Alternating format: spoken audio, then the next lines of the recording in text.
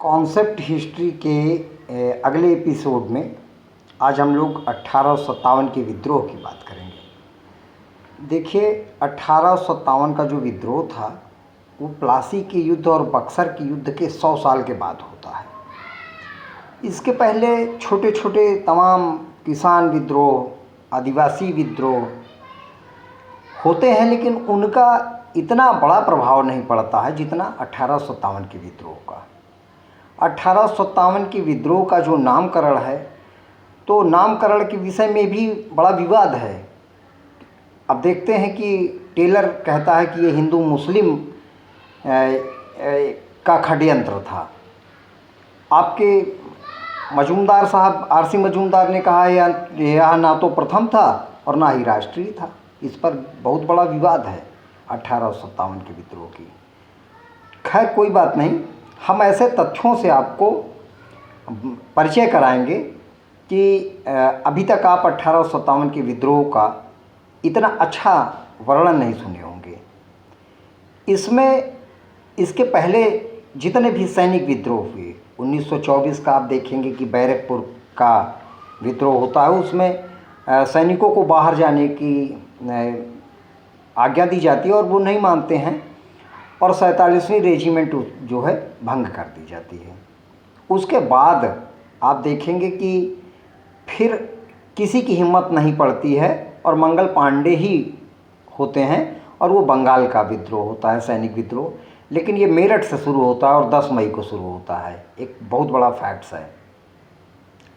नामकरण के लिए जिस तरीके से विवाद है, उसी तरीके से सैनिक इस विद्रोह में क्यों शामिल हुए। सबसे बड़ी बात यह थी कि सैनिक क्यों आखिर ऐसा। तो देखिए, सैनिक जो है उस समय जो वेतन था अंग्रेज़ों के समय में, अंग्रेजी सिपाहियों का वेतन, तो यूरोपीय सैनिकों की अपेक्षा वेतन बहुत कम था। आप समझ लीजिए कि पैदल सैनिकों का वेतन केवल 7 रुपया था और घोड़सवार जो थे उन्हें 27 रुपया था। अब घोड़े को खिलाना भी सैनिक का कार्य था। घोड़े को अगर खाना खिलाते हैं, चारा खिलाते हैं, उसके बाद उनको मुश्किल महीने के आखिरी में 1-2 रुपये मिल जाता था। विदेश जाना, युद्ध, क्योंकि अंग्रेज़ों की भूख बढ़ती गई थी और हिंदुस्तान में एक अच्छा सैन्य समूह मिल गया था, एक वफादार सैनिक फ़ौज मिल गई थी। बर्मा जीता, नेपाल जीता, अफ़गानिस्तान जीता।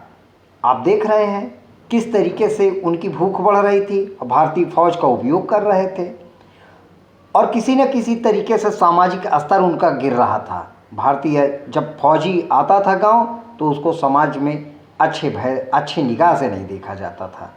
तो निश्चित रूप से उनके अंदर एक ये भय हो गया था कि सामाजिक बहिष्कार हो सकता है। तो शामिल पहली बार 1857 में एक ज़बरदस्त ढंग से वो शामिल हो गए 10 मई को। और कारण क्या था? चर्बी युक्त कारतूस, उसमें गाय और सुअर के। तो हिंदू सिपाही इसलिए बगावत किए कि गाय का, और मुस्लिम सिपाही इसलिए। अब देखते हैं कि विद्रोह मेरठ से शुरू होता और 12 मई को दिल्ली आ जाता है। दिल्ली जब आता है विद्रोह, तो यहाँ बहादुर शाह को बड़े मुश्किल से सैनिकों ने मनाया। अब दिल्ली से यह आंदोलन धीरे धीरे भारत के प्रमुख केंद्रों, खासकर आप देखेंगे कि कानपुर के बाद आप देखेंगे कि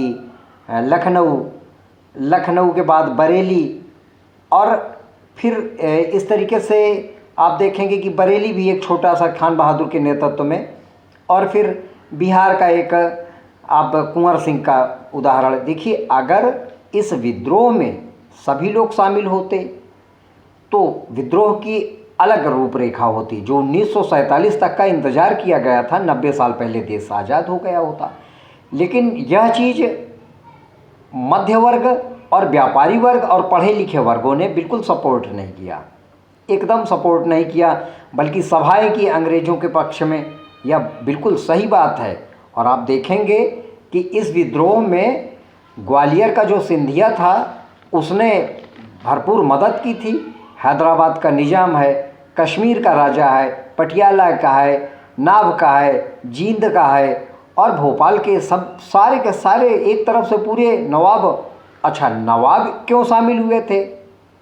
देखिए, इसका एक भी बहुत से कारण है। जो लोग इस आंदोलन में शामिल हुए थे उनका व्यक्तिगत कारण था, वे व्यक्तिगत स्वार्थ के लिए इस आंदोलन में सफल हुए थे, शामिल हुए थे। और व्यक्तिगत स्वार्थ के लिए जिस आंदोलन में कोई शामिल होता है तो वो सफल नहीं होता। सैनिक इसलिए शामिल हुए थे कि कम वेतन था, कृषक इसलिए कम हुए थे कि स्थायी बंदोबस्त के कारण उनकी कमर टूट गई थी, मजदूर इसलिए शामिल हुए थे कि मजदूर जो औद्योगिक क्रांति इंग्लैंड में आई थी उससे बना बनाया सामान आ रहा था, वो भी शामिल हुए थे, तालुकेदार इसलिए शामिल हुए थे कि उनको रैयतों से टैक्स वसूलना था और अधिकतम टैक्स अंग्रेज ले लेते थे। अवध में 21,000 तालुकेदार शामिल हो गए थे। अब इस आंदोलन का जो प्रमुख केंद्र था उसके विषय में हम थोड़ी सी चर्चा करेंगे कि देखिए, कानपुर में जो नाना साहब थे, पेंशन मिल रही थी? नहीं मिल रही थी। बहादुर शाह जफर तो बड़ी मुश्किल से शामिल हुए थे, वो भी पेंशनर थे। बेगम हजरत महल जो लखनऊ में थी वो भी पेंशनर थी और वो भी नहीं मिल रही थी। रानी झांसी तो अंत तक कह रही थी कि अगर मेरे राज्य को वापस कर दिया जाए तो मैं इस युद्ध से ही नहीं बल्कि मैं अंग्रेज़ों की मदद करूंगी। तो व्यक्तिगत स्वार्थ से सब परेशान थे। एक 70 साल का वृद्ध आदमी कुंवर सिंह बिहार में, उन्होंने वीरतापूर्वक अंग्रेज़ों से युद्ध किया और अगर सभी लोगों ने सहयोग दिया होता तो इस युद्ध की अलग परिणति होती। हालांकि जो कुछ भी बहुत सूक्ष्म रूप से हमने 1857 के विषय में चर्चा की है, अगले एपिसोड में हम निश्चित रूप से 1857 के और भी अच्छे तथ्यों के साथ, अच्छे विश्लेषण के साथ इस 1857 की चर्चा और भी अच्छे ढंग से करेंगे। धन्यवाद। Thank you.